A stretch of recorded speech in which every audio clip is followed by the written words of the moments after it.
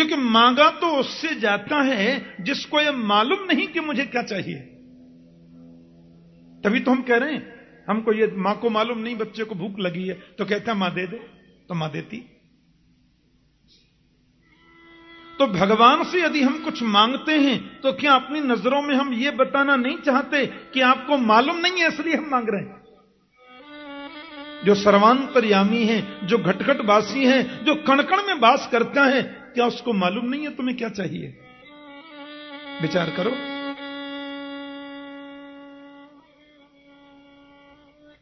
और जब उसको मालूम है कि मुझे क्या चाहिए, क्योंकि वो अंदर ही बैठा है, तो उससे मांग करके अपनी नजरों में हम उसको छोटा क्यों बनाते हैं? एक और बात, भगवान से कभी कुछ न मांगोगे तो फायदे में रहोगे। मांगना तो धोखा है, ध्यान देना, क्योंकि वो सब जानता है। और हम जब मांगते हैं तो हंसता है, कितना पागल है, मुझसे मांग रहा है जैसे कि मुझे मालूम नहीं। दक्षिण में एक संत हुए, बड़े अच्छे कवि, वो राम जी के सामने बैठे थे, भक्ति कर रहे थे। भक्ति करते करते क्या मांगा कि मैं अगर मांगू तुझे पर तुम न देना कुछ मुझे, वरना आशिक नहीं मजदूर हो जाऊंगा मैं। हे राम जी, यदि मैं आपसे कुछ मांगने की गलती करूं भी तो आप मुझे देने की गलती कभी मत करना। भक्त कह रहा है, रामचंद्र दास संत का नाम था, कि मैं यदि आपसे कुछ मांगू भी तो आप मुझे देने की गलती मत करना। श्री बाल कृष्ण लाल की। भगवत कृपा से भागवत के परम विद्वान था कि मैं अगर मांगू तुझे पर तुम न देना कुछ मुझे, वरना आशिक नहीं मजदूर हो जाऊंगा मैं। यदि मैंने कुछ मांगने की गलती की है तो राम जी आप देने की गलती कभी मत करना। यदि तुमने मुझे मेरे मांगने पर दे दिया तो मैं भक्त नहीं मजदूर हो जाऊंगा। मैंने भक्ति करी थी, उसके बदले दे दो। हैं? मैंने 20 रुपए दिए, 1.5 किलो चीनी ले ली, तो मेरा आपका संबंध क्या रहा? मैंने आपको 200 रुपए दिए, उसके बदले मैंने कुछ ले लिया, तो मेरा आपका प्रेम क्या रहा? और हमारे ब्रज की उपासना में तो सज्जनों, भक्ति के बदले प्रभु से मुक्ति मांगना भी मना है। हमारे ब्रज के संत कहते हैं, मुक्ति हु नौन सी खारी लागे। जहां मुक्ति भी नमक जैसी खारी लगती है। मांगना क्या? आपको मालूम है, भागवत में आपने सुना होगा, भगवान नृसिंहदेव जब प्रकट हो गए, प्रहलाद ने प्रभु की बड़ी स्तुति गाई। भगवान नृसिंह के नेत्रों से आंसू झरने लगे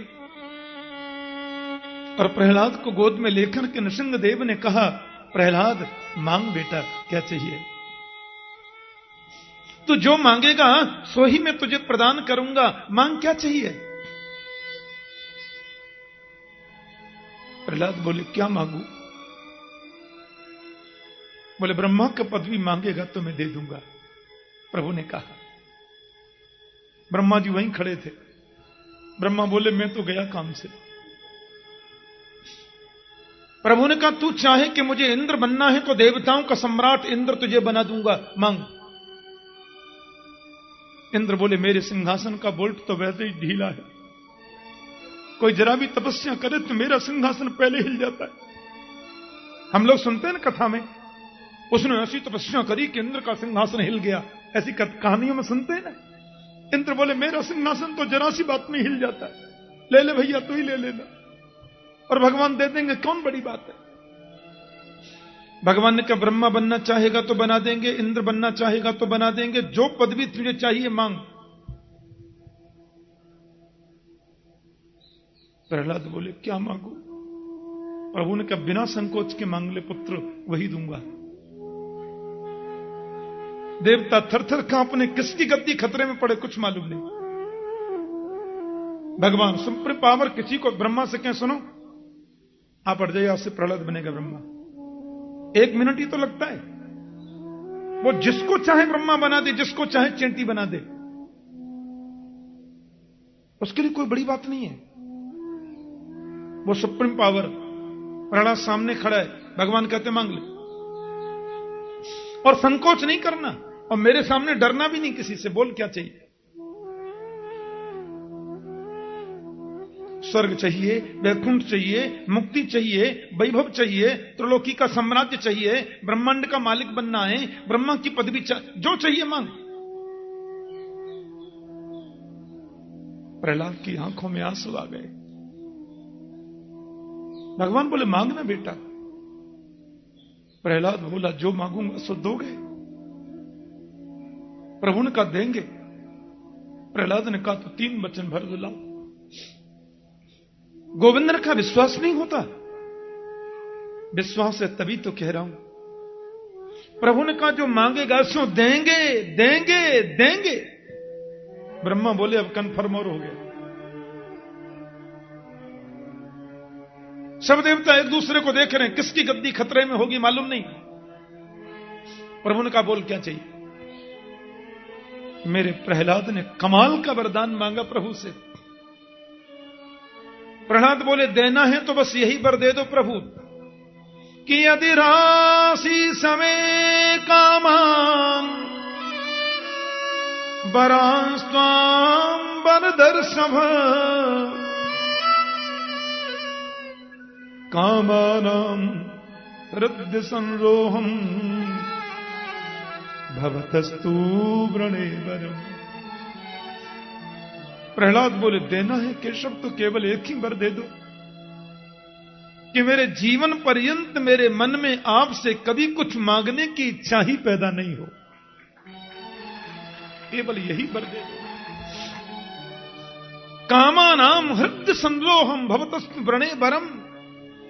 आपके चरणों के अलावा और कुछ मांगने का अंकुर मन में पैदा ही न हो। रही मन वो नर मर चुके जो कहूं मांगन जाए, पर उनसे पहले वो मरे जिन मुख सो निकसत नाहि। क्या मांगना और क्यों मांगना है? इसलिए प्रभु से मांगना नहीं है। किसी ने प्रश्न किया आप मांगने के लिए मना करते हैं, भक्ति में मांगना नहीं, तो ये मांगना शब्द बना ही क्यों? जब मांगना मना है भक्ति में तो मांगना शब्द ही क्यों बना? तो कहते हैं मांगना तो मांगने के लिए बना, तो मांगने को तो आप मना करते हैं। बोले हम मना इसलिए कर रहे हैं कि भगवान से वैभव मत मांगो, भगवान से संसार की वस्तु मत मांगो, भगवान से मांगना है तो भगवान को मांगो। बोलो जय श्री कृष्ण। भगवान को मांगना है, भगवान से नहीं मांगना, इसलिए मांगना बना है। और भगवान को भी मांगना एक शब्द आ गया। वास्तव में यदि तुम्हारे मन में है कि मुझे भगवान मिले तो वह भी मांगना जरूरी नहीं है। आदरणीय भरत जी महाराज जब राम का दर्शन करने जा रहे थे, त्रिवेणी में स्नान किया, माता गंगा प्रकट हो गई। भरत से बोले मांग क्या चाहिए? तो भरत ने क्या नहीं चाहिए वो पहले कहा। अर्थन धर्मन काम रुचि गति न चाहो निर्वाण जन्म जन्म रति राम पद यह वरदान। मुझे धन नहीं चाहिए। ऐसा अर्थ लेकर मैं क्या करूं जो अर्थ पूरे अनर्थों की जड़ है। मुझे अर्थ नहीं चाहिए। मुझे ऐसा लौकिक धर्म भी नहीं चाहिए जिस धर्म की वजह से, जिस धर्म के बंधन में राम एक बार भी ये बोल न पाए, पिताजी मेरा कसूर क्या था जो आपने मुझे वन में भेजा। राम ने एक बार भी नहीं कहा। सुमंत्र जी जब लौटे तो भरत ने, दशरथ जी ने पूछा, राम ने कुछ कहा? बोले एक बार भी नहीं कहा कि मेरा कसूर क्या था। ऐसा धर्म मुझे नहीं चाहिए। ऐसे काम की आकांक्षा भी मैं नहीं करता जिस काम ने पिता की बुद्धि को विकृत कर दिया और राम जैसे पुत्र को भी बन जाने से रोक न सके। ये कामा शक्ति मुझे नहीं चाहिए। मुझे ऐसा मोक्ष भी नहीं चाहिए जो मुक्ति राम के चरणों से दूर करती हो।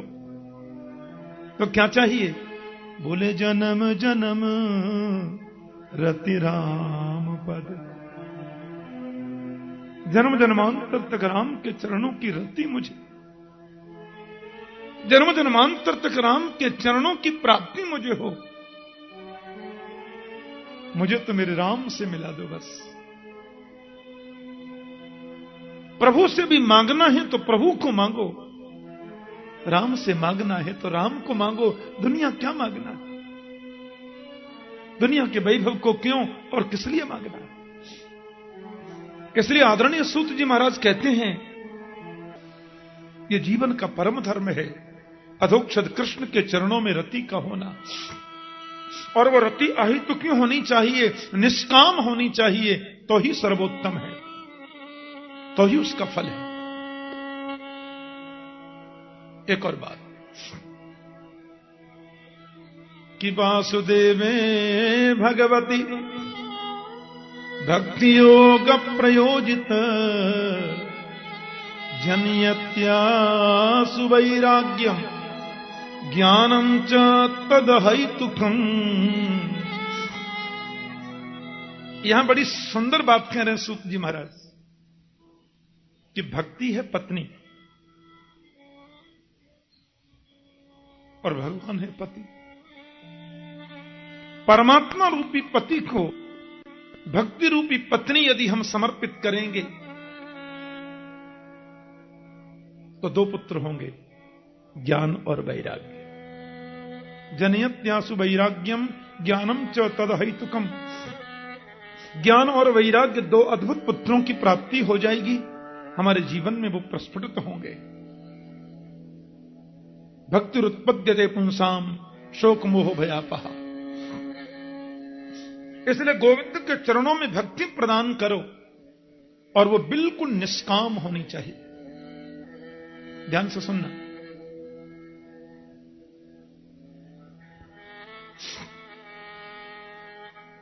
आपने दूसरा प्रश्न किया था ऋषियों,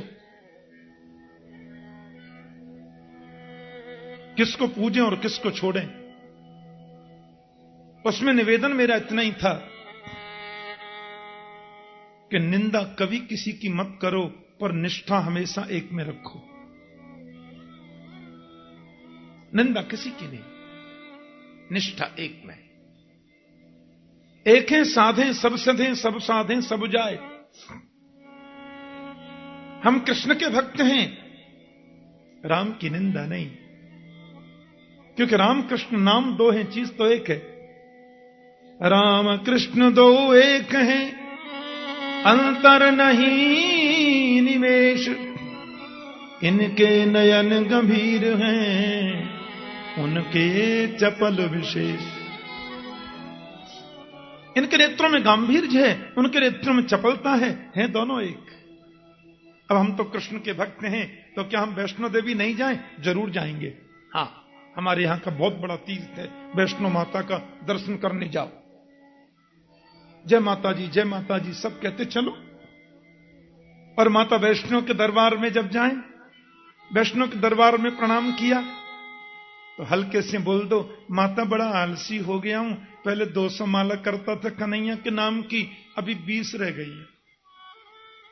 हे मां, आप तो जगदम्बा हैं, ऐसी कृपा कर दो कि गोविंद चरणों में मेरी भक्ति और ज्यादा बढ़े। तो हमने पूजा किसकी कर ली? माता जी की। और चाह किसको? अपने मुरलीधर को।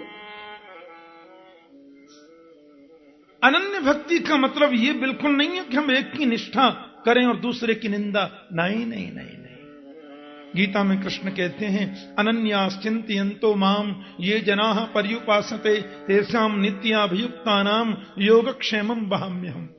जो अनन्यता से मेरा चिंतन करता है उसका योगक्षेम मैं वहन करता हूं। तो न अन्य अनन्य, अनन्य का मतलब यह नहीं कि हम निष्ठा एक में है तो दूसरे को कुछ समझे ही नहीं ना। सबको प्रणाम करो, सबको वंदन करो और चाहो अपने को। गोपियों ने मां कात्यायनी की पूजा की, गोपियों ने मां के चरणों में श्रद्धा की और चाहा मुरलीधर को। बोलो जय श्री कृष्ण। हाँ, एक निष्ठ होना है, निंदक नहीं होना। अब आप देखें, एक साधारण बात में समझें। जैसे कोई बहुत बड़ा वृक्ष है, वृक्ष में सैकड़ों डाली हैं, अरबों खरबों उसमें पत्ते हैं, करोड़ों उसमें फूल हैं, लाखों उसमें फल हैं, पर उसकी जड़ तो एक ही है, मूल तो उसका एक ही है। अब उस वृक्ष की एक डाली भी आप तोड़ेंगे तो जड़ को ही कष्ट होगा ना। इसलिए जितने भी देवी देव हैं सब एक ही ब्रह्म परमात्मा के स्वरूप हैं। किसी में भी एक में निष्ठा करो, प्रणाम सबको करो, वंदन सबको करो, उसमें दोष नहीं है। अब जैसे तीसरे भाव में इसको हम समझें, कोई पतिव्रता स्त्री है, पतिव्रता स्त्री के पति है, उसके बारे में लिखा है पतिव्रता के बारे में कि पति को परमेश्वर माने,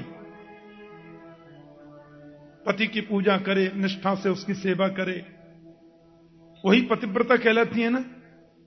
लेकिन इसका मतलब यह तो नहीं है कि पति की पूजा करे और देवर जी में डंडा लगाए, पति की पूजा करे जेठ जी को गाली सुनाए, पति की पूजा लगे सास ससुर को कुछ समझे ही नहीं, वो पतिव्रता थोड़ी है। सासू की भी पूजा करो, ससुर जी का भी आदर करो, जेठ जी का भी सम्मान करो, देवर से भी दुलार करो, लेकिन पति का दर्जा तो कोई नहीं ले सकता। पति तो पति है ना। ऐसे एक साधे सब सधे, सब साधे सब जाए। निष्ठा तो हमें एक में ही होना चाहिए, एक साध्य भक्ति ही श्रेष्ठ है, पर किसी की भी निंदा तो नहीं करनी है, क्योंकि वो सब भी तो उसी के रूप में है, उसी के रूप में। इसलिए एक में निष्ठा रखनी है ऋषियों, निंदा किसी की नहीं। मंदिर में सब देवों को प्रणाम करें, सब देवों को वंदन करें। रामेश्वर जा रहे हैं, भगवान गंगोत्री से जल लेके जा रहे हैं, रामेश्वर प्रभु को जल चढ़वा रहे हैं और प्रणाम करके कह दें, बांके बिहारी के चरणों में मेरी श्रद्धा और हो जाए, बाबा आशीर्वाद दे दो। ये अनन्य भक्ति ये है। किसी की निंदा करके एक की पुष्टि करना, ये अनन्य भक्ति नहीं है। बहुत अच्छा लगा सौनकादि ऋषियों को। आप लोगों ने मुझसे ये पूछा कि वो अजन्मा है तो उसका जन्म कैसे हुआ, और अनामी है तो उसका नाम कैसे हुआ। भाई अजन्मा है तो वसुदेवस्य देवक्याम जातो यशस्गिरसया, और वो अनामी है तो विष्णु सहस्त्र नाम क्यों, गोपाल सहस्त्र नाम क्यों। तो सूत जी ने बड़ी विचित्र बात कही कि वो हमसे पूछ के कुछ करेगा क्या है? हां भाई, वेद में मेरा नाम अजन्मा है, भैया मैं जन्म लूं कि नहीं बताओ, क्योंकि मेरा नाम अजन्मा है। मेरा नाम वेद में अनामी लिखा है, भैया नाम कोई रखे कि नहीं, फिर तुमको सब अनामी है तो नाम क्यों रख लिया। अरे स्वच्छंद गति ईश्वर, ऋषियों वो ईश्वर है, और ईश्वर है ना, इसलिए 1000 जन्म लेकर भी वो अजन्मा है, और अजन्मा होने के बाद वो हजारों जन्म ले सकता है। यही तो इसका मतलब होता है। 1000 जन्म लेकर भी वो अजन्मा है और अजन्मा होकर भी अनंत जन्म ले सकता है। गीता में गोविंद कहते हैं, जन्म कर्म च मे दिव्यम एवं यो वेत्ति तत्त्वतः। मेरा जन्म भी दिव्य है, कर्म भी दिव्य है, तो वो कुछ भी कर सकता है। कर्तुम अकर्तुम अन्यथा कर्तुम समर्थ ईश्वर। ईश्वर वही होता है नहीं करने के बाद भी जो सब कुछ करे और करने के बाद भी जो कुछ ना करे, ईश्वर है। निर्गुण होने पर भी जो सगुण हो जाए, सगुण होने पर भी जो निर्गुण रूप में प्रतिष्ठित रहे, वो ईश्वर है। भाव का भूखा हूं मैं और भाव ही बस सार है। भाव से मुझको भजे तो भव से बेड़ा पार है। भाव बिन कुछ भी वो देवे मैं कभी लेता नहीं। भाव से एक फूल भी दे तो मुझे स्वीकार है। अन्न धन और वस्त्र भूषण कुछ न मुझको चाहिए। आप हो जाए मेरा बस यही मेरा सत्कर्म है। भाव बिन सूनी पुकारे मैं कभी सुनता नहीं। तेर भक्ति भाव की करती मुझे लाचार है। और अंत में कह दिया कि बांध लेते भक्त मुझको प्रेम की जंजीर में। इसलिए इस भूमि पर होता मेरा अवतार है। प्रेम की जंजीर में भक्त बांध लेते हैं। टेम्परेचर जब माइनस में चला जाता है ना जी, तो पानी बर्फ बन जाता है। हाँ, पानी माने निर्गुण और बर्फ माने सगुण। टेम्परेचर जब 50 डिग्री में आ जाए तो पानी हो जाता है, बर्फ भी पानी बन जाती है। और टेम्परेचर जब -, डिग्री में चला जाए, -25, तो बर्फ हो जाता है। अमेरिका में एक जगह अलास्का, अलास्का में आप कभी देखें तो वहां नदी बह रही है और शाम के टाइम में देखें तो वहां लोग क्रिकेट खेल रहे हैं, बच्चे वॉलीबॉल खेल रहे हैं नदी के ऊपर। बोले यहां तो नदी थी, बोले यहां बर्फ हो गई है, कल फिर नदी हो जाएगी। बोलो जय श्री कृष्ण। सवेरे नदी बह रही है और जब तेज धूप हुई तो नदी हो गई, और जब ठंड ज्यादा होने लगी, टेम्परेचर माइनस में चला गया, तो उस नदी के पानी पे लोग खेल रहे हैं, बर्फ हो गई, नदी खत्म। तो भक्त के मन में जब दैन्य भाव जागृत होता है, अहम ही नारायण दास दास दासानुदास दास दास तद्भृत्य भृत्य परिचारक भृत्य भृत्य भृत्यस्य भृत्य किमाम स्मर लोकनाथ। और अपने आप को कहता है कि मैं तो बिल्कुल निम्न हूं, मैं तो निकृष्ट हूं, मैं तो ये हूं। और जब एकदम दीनता में आ जाता है तो वही निर्गुण परमात्मा सगुण के रूप में प्रकट हो जाता है। पानी बर्फ हो गया। और भक्त के हृदय में जब अहंकार का टेम्परेचर बढ़ने लग जाता है, ईश्वरो हम अहम भोगी सिद्धो हम बलवान सुखी, मैं ईश्वर में ये, मैं वो में ये, तो फिर वो निर्गुण हो जाता है। बोलो जय श्री कृष्ण। बोले अब ढूंढता रहे, अब तुझे मिलूंगा ही नहीं कभी। लेकिन दोनों में भेद कुछ नहीं है। पानी और बर्फ में क्या भेद है? 1000 जन्म लेकर भी वो निर्गुण है, निर्गुण होने के बाद भी वो अनंत अवतार ले सकता है। हां, ये जरूर है ऋषियों, प्रमाण का जहां तक प्रश्न है तो यहां 2 बातें हैं। पहली बात तो यह कि यदि हम इस रूप में देखें कि सर्वांतर्यामी परमात्मा है, तब वो घट घट में है। आज पूरे विश्व की जनसंख्या 7 अरब है, तो 7 अरब यदि विश्व की जनसंख्या है तो 7 अरब भगवान तो कन्फर्म है। बोलो जय श्री कृष्ण। क्योंकि ईश्वर सर्वभूतानाम हृदय से अर्जुन तिष्ठति, प्राणी मात्र के हृदय में ईश्वर वास करता है। तो इनमें भी है, इनमें भी है, इनमें भी है, सब में है। लेकिन अवतार के प्रसंगों को हम प्रामाणिक रूप में देखना चाहें तो प्रभु के 24 अवतार हैं, जिनको अंशावतार, कलावतार या पूर्णावतार कहा जा सकता है। और उन 24 अवतारों में सबसे पहला जो प्रभु का अवतार है ऋषियों, उसका नाम है सनक सनंदन सनातन सनत कुमार। भगवान का दूसरा है बराह अवतार, इसको यज्ञ रूप बोलते हैं। बराह माने यज्ञ। दक्षिण भारत में आप कभी जाते हो तो वहां हर मंदिर में आपको बराह भगवान का कहीं न कहीं फोटो मिलेगा। बारह को सबसे पवित्र मानते हैं दक्षिण भारत में।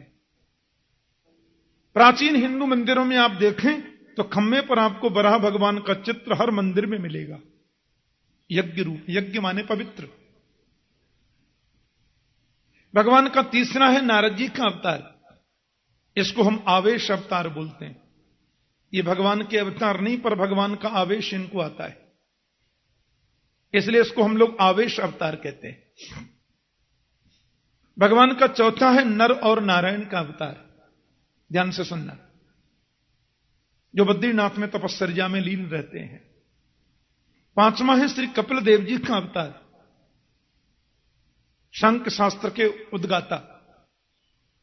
छठवां है प्रभु का दत्तात्रेय जी का अवतार, दत्त भगवान, अनुसुईया के यहां जो पधारे।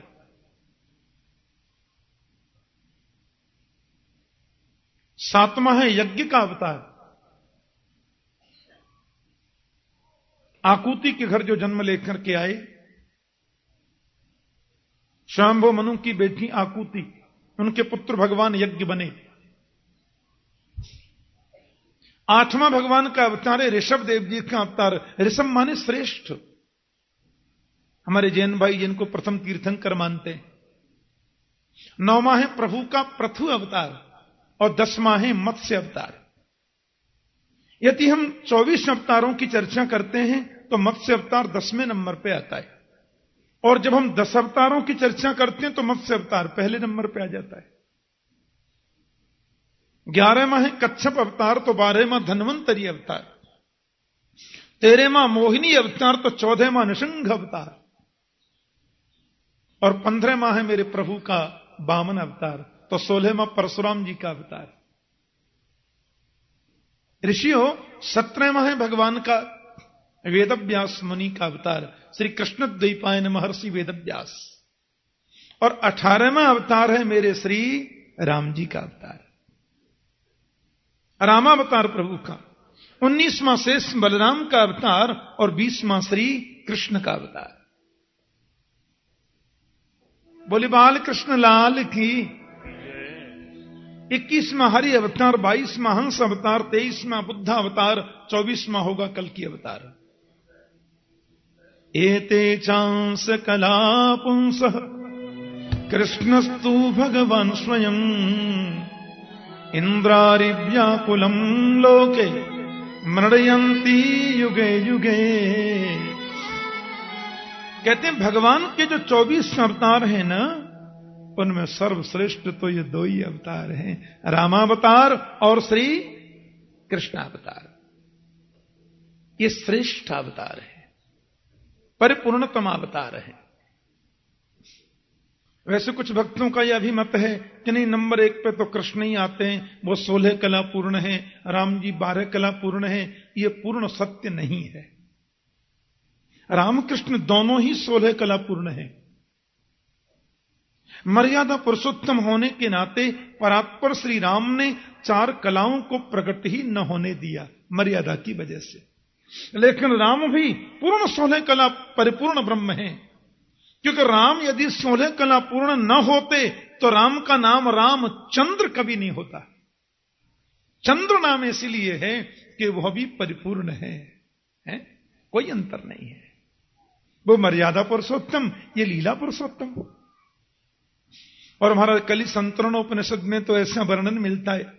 हमारे यहां जो वेदांत है ना, वेदांत को उपनिषद कहते हैं।